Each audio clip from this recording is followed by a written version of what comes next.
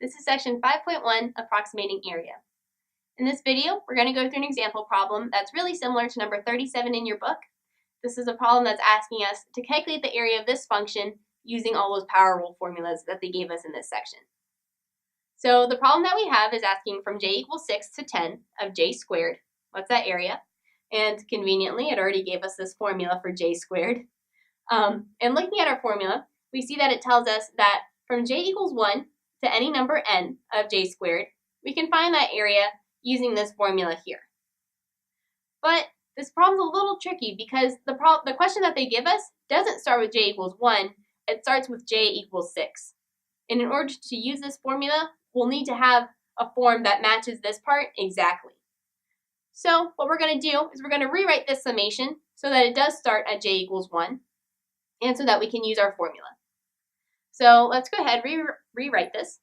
This is asking for the area from 6 to 10, but we can rewrite this as the area from j equals 1 to 10 of j squared minus the area from j equals 1 to 5 of j squared. Because think about it, if we had our function here, look, something like this, and we're interested in the values from 6 to 10, we're interested in this area here. Well, we can't find that part directly, so what we need to do by starting at 1, we can find this whole area from 1 to 10 and subtract out this little area from 1 to 5. And then what we're left with is just the area from 6 to 10, like we wanted. Okay, so now that we have rewritten our function in terms of j equals 1 to some number of j squared, we can now just plug in directly into our formula and see what comes out. So for this first part, j squared, it factors out into this formula here.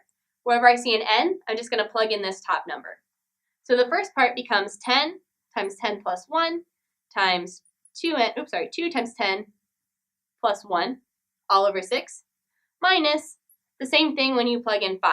So I have 5 times, that'll become 6, times 11 all over 6. And you can go ahead and do the math. I'll just look at my teleprompter. And it tells me that this value becomes 220 minus 55. And when you subtract that out, that just becomes 165. And that's the answer to this problem. So I think the hardest part about this was recognizing that we need to rewrite this so that it matches our formula exactly. Because you can't use this formula unless it starts from j equals 1 to some number n of a function that looks like this. I hope you found this video really helpful. The concepts covered in this video are true no matter what calculus class you're in, but all the sections and problems I referenced were from this textbook right here.